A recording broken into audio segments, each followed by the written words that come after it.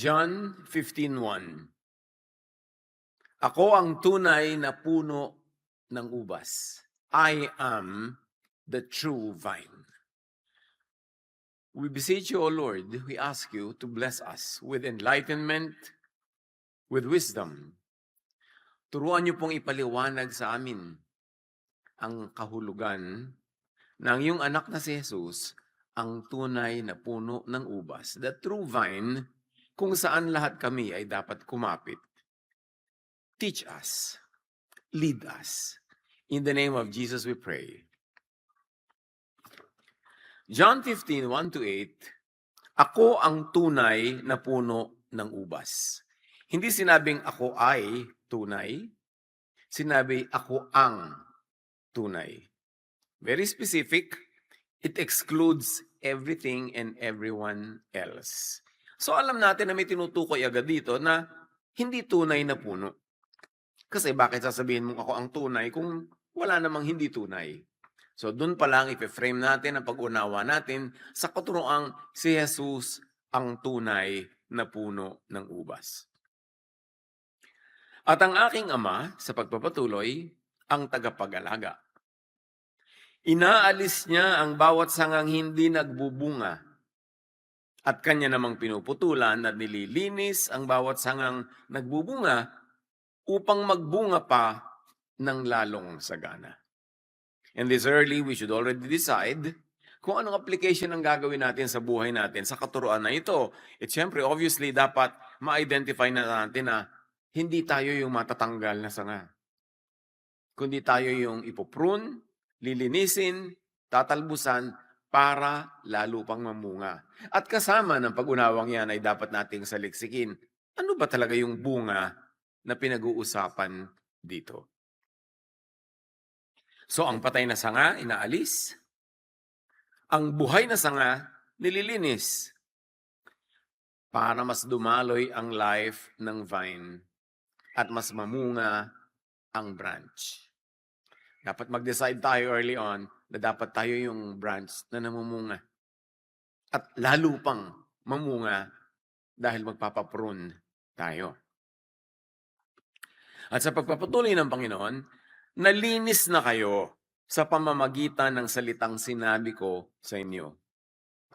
So nalinis na sila dahil tinanggap na nila ang salita ni Jesus, pero hindi ibig sabihin na tapos na yung work sa kanila. Connected na sila sa vine, pero kailangan pa silang patuloy na linisan, putulan, talbusan at hubugin para mas mamunga. Manatili kayo sa akin, sabi ni Jesus, at mananatili rin ako sa inyo. Hindi magbubunga ang sangang hindi nananatili sa puno. Gayon din naman, hindi kayo magbubunga kung hindi kayo mananatili sa akin dahil ako yung puno. Ako ang puno ng ubas at kayo ang mga sanga. Ang nananatili sa akin at ako sa kanya, ang siyang nagbubunga ng sagana sapagkat wala kayong magagawa kung kayo'y hiwalay sa akin. At habang maaga, dapat nating malinaw, ano bang ibig sabihin ng hiwalay? At kung wala tayong nagagawa o para ang kulang-kulang na nagagawa natin, malaman agad natin kung anong dapat gawin para mamunga ng sagana. Pag sinasabi nitong pananatili, ibig sabihin ni Jesus, hindi kayo bukod sa akin. Remember the imagery, branch, tsaka tree. Dapat nakakabit yung branch sa tree para daluyan ng lahat ng mga nutrients at mamunga. So siya yung tree. So ang tanong, nakakabit ba ako sa tree na ito o sa iba? Doon ba ako kay Jesus, the true vine, naka-attach? Baka naman sa iba. Kasi may tinutukoy siyang hindi true vine. Kasi siya yung true vine. Anong ibig sabihin na nananatili tayo kay Jesus? That His words shape our mind. Na mga naiisip natin, na puproduce ang ating utak, kung ano ang ipoproduce mismo ni Jesus. Doon pa lang, masasukan na natin, nananatili ba tayo? His words shape our heart. Yung bang damdamin, pagmamahal, pag-ibig ni Jesus, yun ba ang nasa puso natin o may iba? That His command shapes our actions. Pang-araw-araw. Kilos mo sa nanay mo, kilos mo sa biyanan mo, pakikitungo mo sa workmate, sa friend. Yun ba ay hinuhubog ng salita ni Jesus? Again, malalaman natin kung gaano tayo ka-attached sa tree, kung gaano nahuhubog yung ating mga pang-araw-araw na buhay. Hindi tinatanong saan ka member, anong church mo, pabaptize ka ba, anong suot mo, hindi. Dapat kitang-kita sa buhay natin ang bunga ni Jesus. That His life becomes lived in our lives. Na yung ating katawan ay tahanan ng Espiritu ng Diyos at yung buhay natin, parang si Jesus mismong nabubuhay sa atin through us. At sa pagpapatuloy niya, ang hindi nananatili sa akin gaya ng sanga ay itinatapon at natutuyo. Ang ganoong mga sanga ay tinitipon, inihahagi sa apoy at nasusunog. Very dramatic imagery. But mostly misunderstood what it means. Kaya magandang reviewin.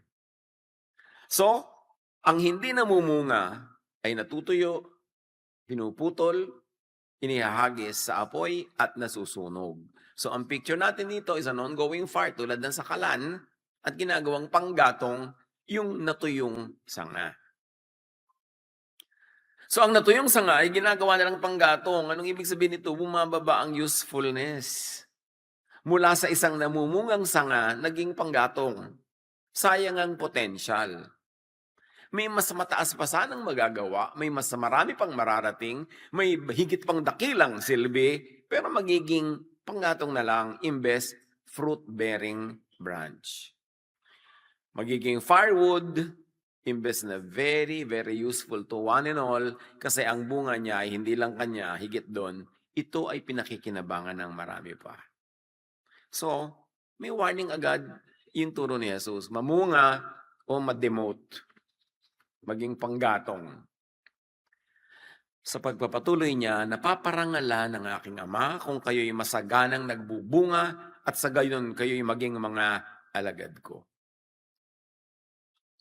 Jesus is the true vine, and shall we say, the new vine, the source and channel of life. Ano ba yung inakala na dating vine, puno na source of life? So let's study the old vine. Kung si Jesus yung new vine, the living vine, ano yung old? Hindi naman kasi yan lingid. Nasa Bible din. Psalm 80, 8-9. You transplanted the vine from Egypt. It took root and filled the land. So ano yun? Israel was the vine God planted at first. Liberated from Egypt, transplanted in another land, God gave this vine a mission. Be fruitful. May mission ang bayan. Isaiah 42, 49, and 60 tells us about this. Be a light to the nations, so that God's way and salvation would be known beyond Israel. Yun ang calling ng plant na itinanim. Yun ang mission ng vine. Maging liwanag ng sanlibutan, maging instrumento ng kabutihan ng Diyos, ng kaligtasan, at ang lahat ng ito ay makilala, maitanghal sa buong sandaigdigan. The vine was not planted merely for nationhood, for selfish identity. The vine was planted for fruit. Justice and righteousness, ang fruit na yon na hinahanap ng Ama sa vine. At ito ay dapat makita beyond Israel to the world. Isaiah 5, 1-2 also talks about the old vine. My loved one had a vineyard on a fertile hillside. Then he looked for a crop of good grapes, but it yielded only bad fruit. Ang tinutukoy pa rin ang bayang itinanim. Israel.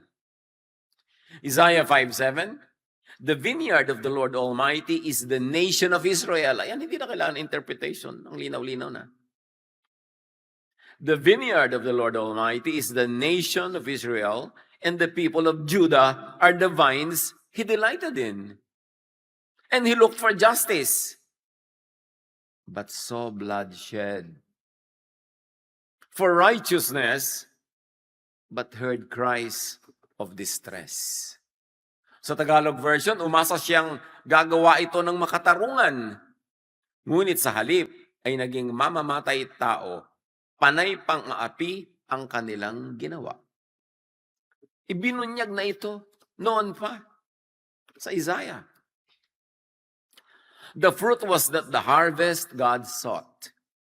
Namunga pero hindi inaasahan ng Ama. Now, that is the old vine problem. So yung vine na itinanim, hindi nag-deliver, and that became a problem. There may be leaves, like visible religion, a very loud, visible religion, but the question of God remains, nasan ang fruit? Nasan ang kabutihan, kabaitan, katarungan, nasaan ang kapayapaan? Kaya itinanim, para doon. The old vine failed its calling. The scriptures tell us that. Jeremiah 2, Hosea 10, Ezekiel 15, and others. The vine became corrupt. Religiously active, yes, but spiritually compromised and fruitless enough to burn as fuel. Kasi ito yung tinutukoy na sangang susunugin. Very dramatically, Jesus enters the story. The background was the old vine that failed. At sabi ni Jesus, ako ang tunay na puno ng ubas. Lumilinaw na sa atin kung ba't siya ang tunay na puno. The vine in John 15 tells us this. Jesus fulfills the Father's vine project. So ang iniutos, ipinapagawa sa bayang Israel, kaya itinanim doon ay para mamunga, nabigo, hindi naman nagbunga. Now Jesus comes into the picture and fulfills the Father's vine project. Sabi ng Ezekiel 34, 11 to 12 and 16, I myself will search for my sheep, sabi ng Ama, and look after them. I will search for the lost and bring back the strays. I will bind up the injured and strengthen the weak. I will shepherd the flock with justice. At dito naman pumasok si Jesus na sinabing, I am the good shepherd.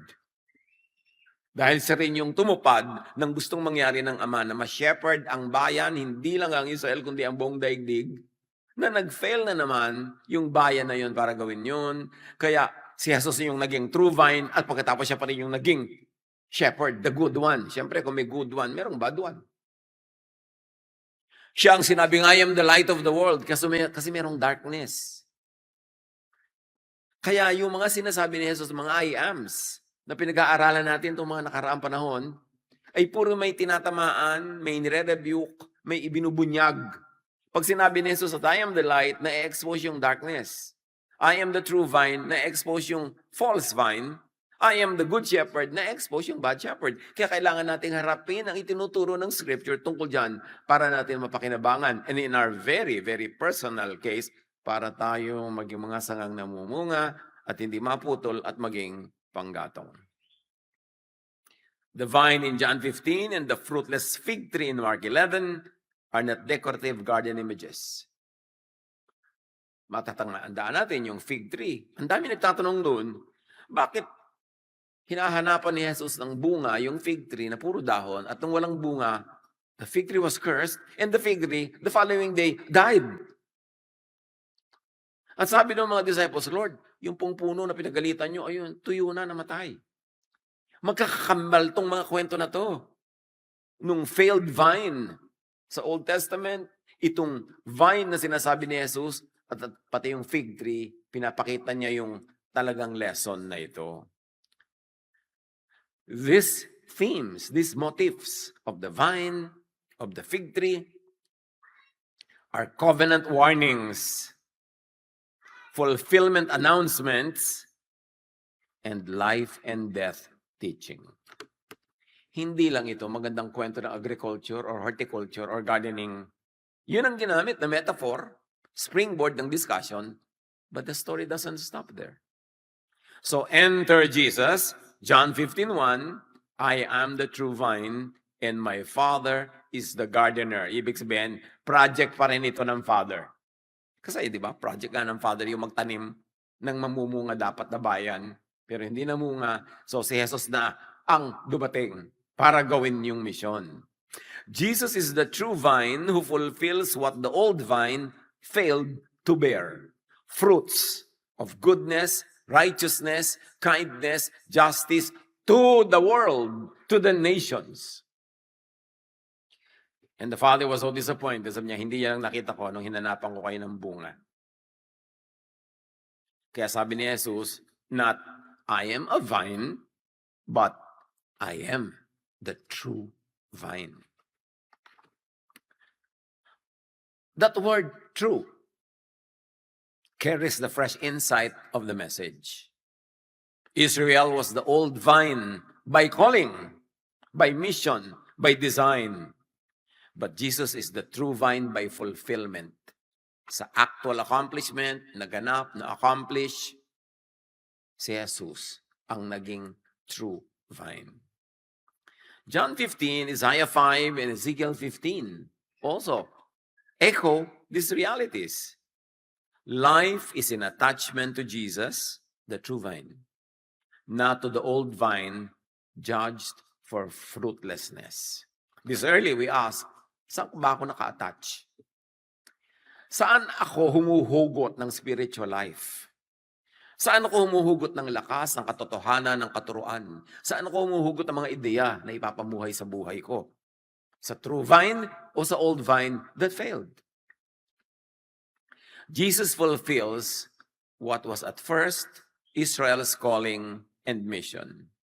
But now, he stands up to the calling and does it. Matthew 5, Romans 15, and Isaiah 49 echo these teachings. Jesus fulfills God's earlier purpose and opens salvation to the world para sa buong sangkatauhan. Jesus opens to the nations what had become confined within Israel's religious identity, within Israel's temple confidence and presumed national privilege. Hindi kasi ibinahagi sa buong mundo ito sinarili nila. Bumukod, humiwalay, at kinanya na lang yung dapat sana'y ibinabahagi sa buong mundo. Kaya sabi ng John, for God so loved the world, hindi lang isang bayan, that He gave His only Son, that whoever believes in Him will not perish, but will have everlasting life. And then verse 17 says, the Father sent the Son not to judge the world, not to condemn the world, but to save it. Jesus recenters the people of God around Himself. Dinala ni Jesus ang sangkatauhan sa paligid niya, within His reach, and within the world's reach, nandun siya sa gitna. Not under Israel's priests, teachers of the law, and Pharisees. That is the immediate religious implication of that. Sabi niya, ako yung true vine, sa akin kayo kumapit. Huwag dyan. Huwag sa mga pinagsasabi, tinuturo nila, bagamat may mga tama din dyan, may mga magaganda, pero gusto nyo talaga na mamunga, magkaroon ng buhay na masagana, full of fruit, sa akin kayo makinig. Sa akin kayo sumandal, umasa, tumindig, dahil ako ang true vine. John 15:5, I am the vine, you are the branches. If you remain in me and I in you, you will bear much fruit. Apart from me, you can do nothing. It is as good as saying that pag diyan kayo umasa sa old vine, wala kayong ma-accomplish. Eh yan nga, walang na-accomplish eh. Kung may na-accomplish yan, hindi na ako dapat dumating dito, hindi na ako pinadala ng Ama. So linawin natin sa ating mga sarili kung saan tayo humuhugot ng spirituality, ng strength, ng guidance, ng light. No national, racial, or religious identity can replace remaining in Jesus. Center dapat yon. Hindi sapat ang kaanib naman kami. Kami ang kalahi, kami ang lahi, kami ang nakikikamag-anak.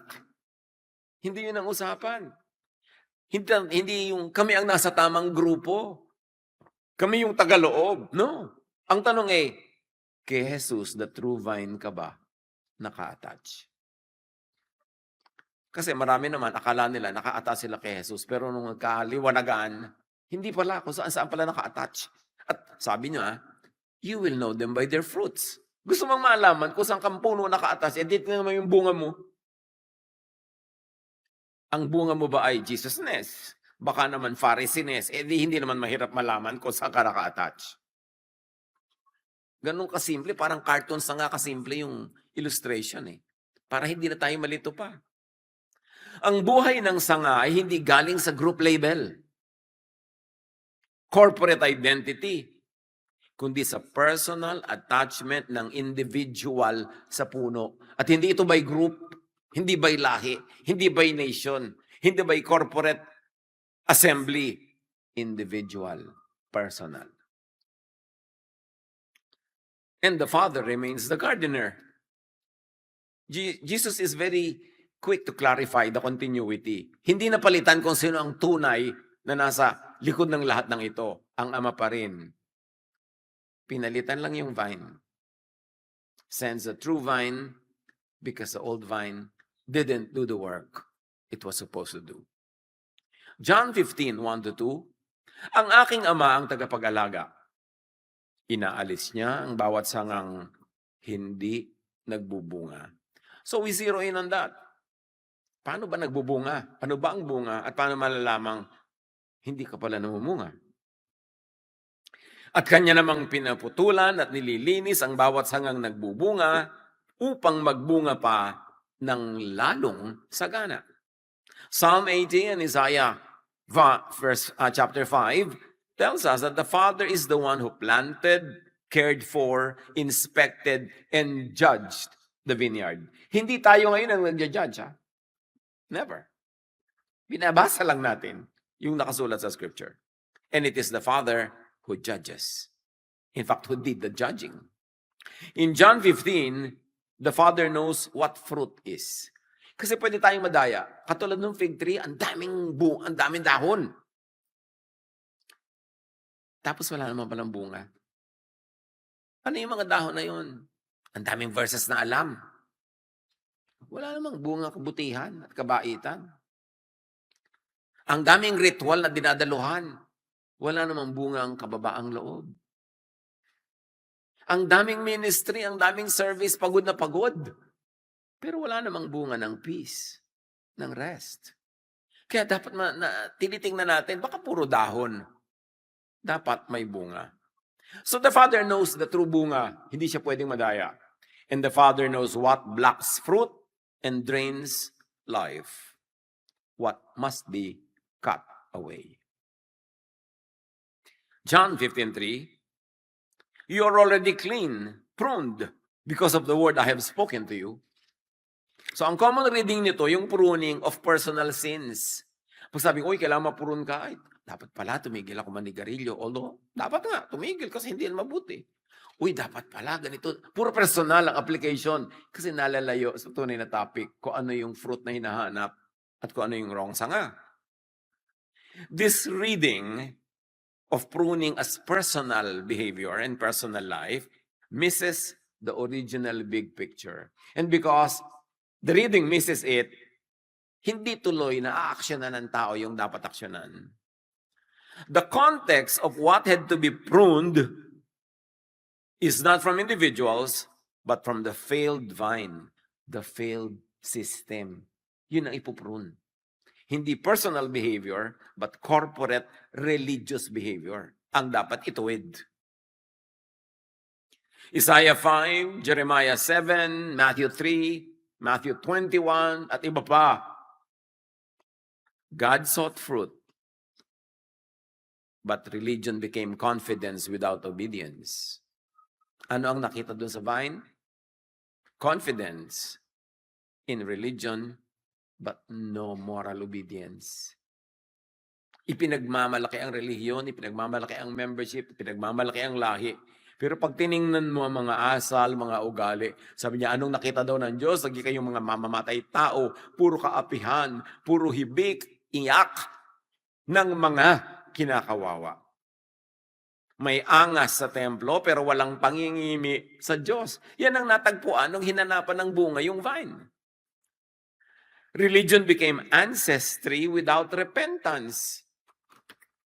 May pinagmamalaking pinagmulan at lahi pero walang pagbabagong loob. Religion became office and ministry without fruit. At hanggang ngayon, maraming ganito.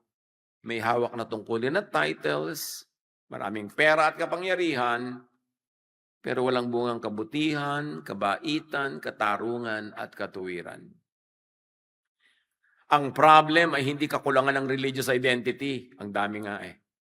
Ang problem ay religious identity na hindi fruit, hindi blessing sa kapwa. Blessing ka ba sa world? Yun ang tanong. Kasi yung fruit, hindi naman para sa puno yun eh, para yun sa pipitas. So pag sinasabing kailangan namumunga ka, hindi para sa sarili, para may mapitas ang mga tao sa paligid. Yun ang fruit. Yung nagugutom, napapakain. Yung dehydrated, nakakakain ng fruit laden with water. Yun ang tree. Yung mga walang masilungang ibon at mga iba pang nilalang, nakakasilong sa mga dahon, kakadapo sa mga sanga. Kaya yun ang tree na gusto ng Ama. May pakinabang ba sa iyo ang mundo? Nakakatulong ka ba? Blessing ka ba?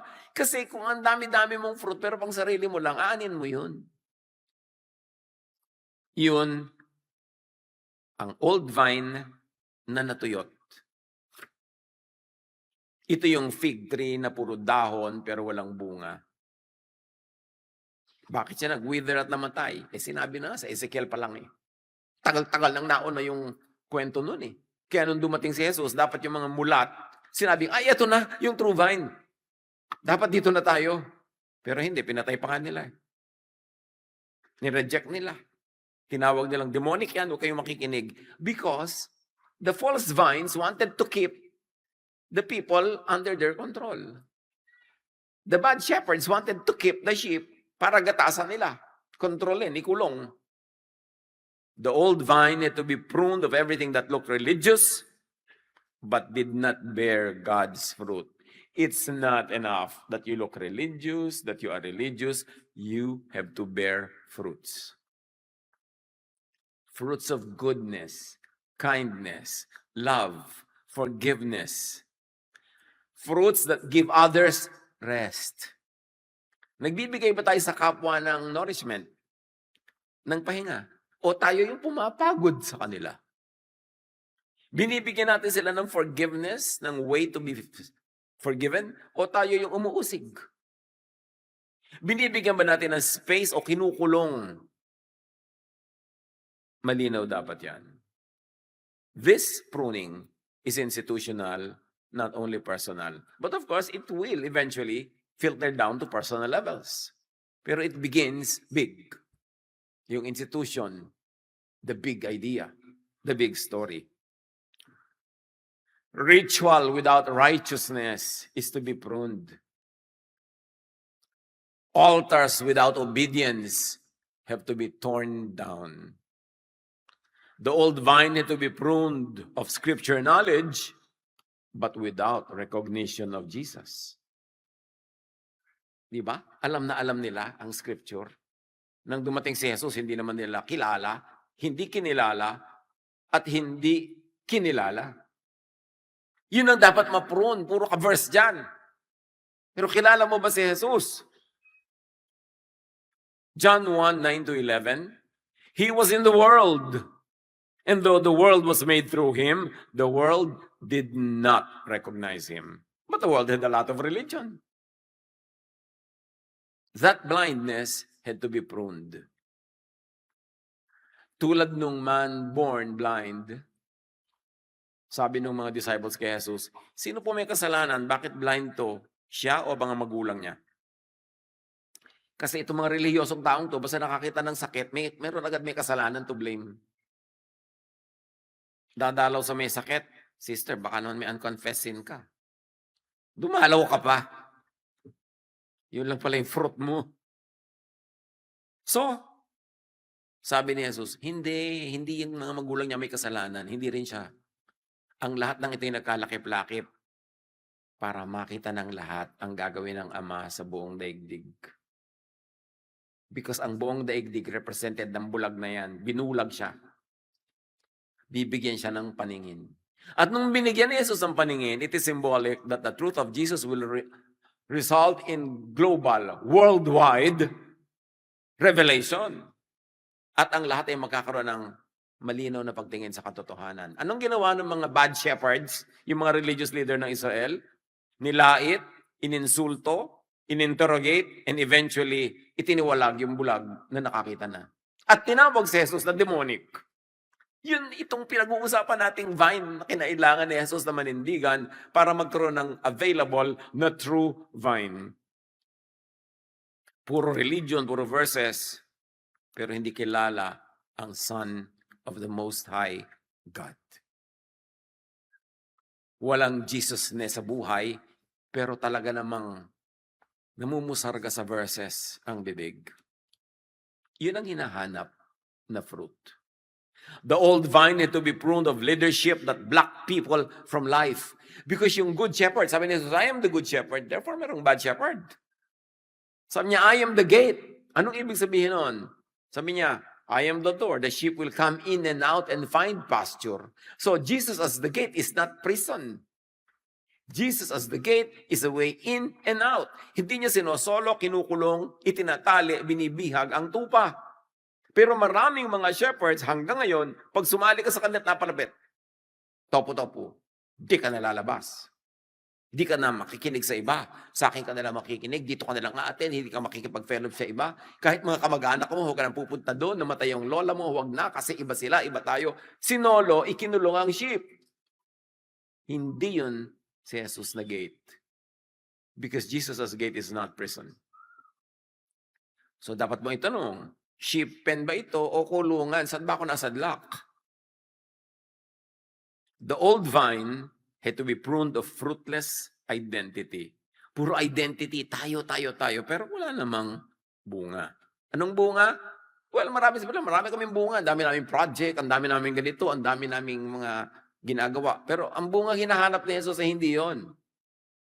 Kababaang loob, kabutihang loob, maging kapakinabangan ka sa buong daigdig.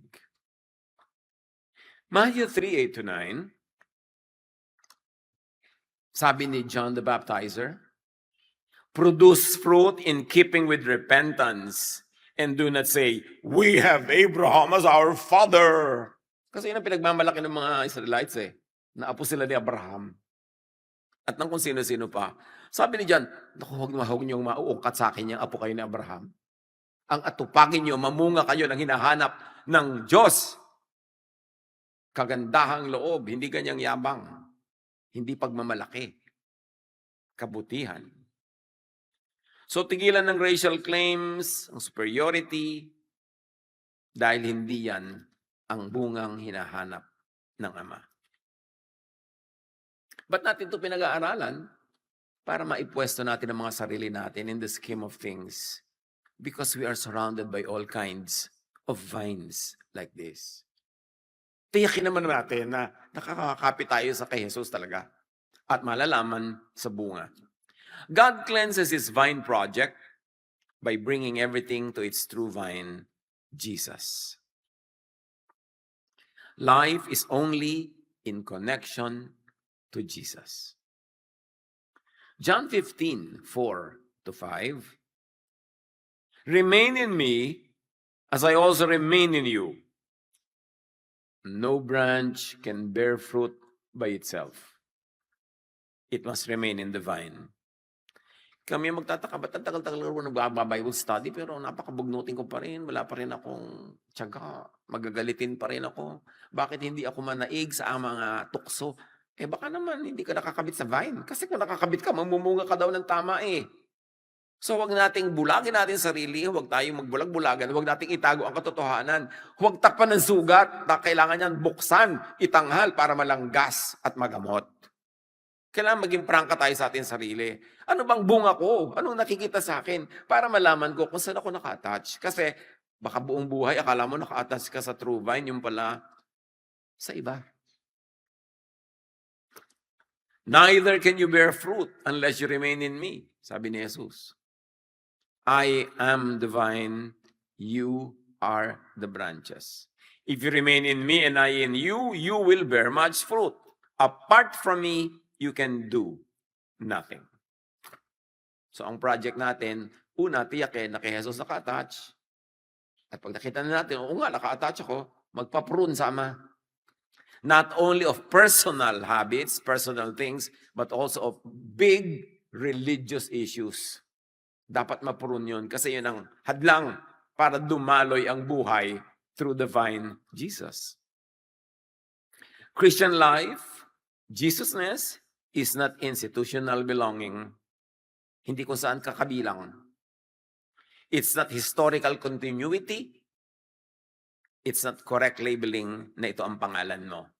Hindi nadadaan yun doon. Christian life or Jesusness is visible life and fruit of Jesus in the branches, in the believers. Na pag nakita ng mga tao, ang ginagawa mo sa, walang duda, bunga ito ni Jesus. Walang duda, kay Jesus siya naka-attach. Yung sasabihan ka ng tita mo, yan ba ang Christian? Although hindi naman lahat ng ganong paratang at parunggit tama, pero minsan may point, dapat pakinggan. Hindi bumubula ang bibig mo sa dami ng verses. Pagkatapos, masasabihan ka ng ganun. John 15:8, this is to my Father's glory, that you bear much fruit, showing yourselves to be my disciples. Ibig sabihin, visible Jesusness is what should be seen in you. And then the Father will be glorified. Christian life or Jesusness is incarnation of Jesus in His disciples, in us. Para bang nabuhay siya sa atin.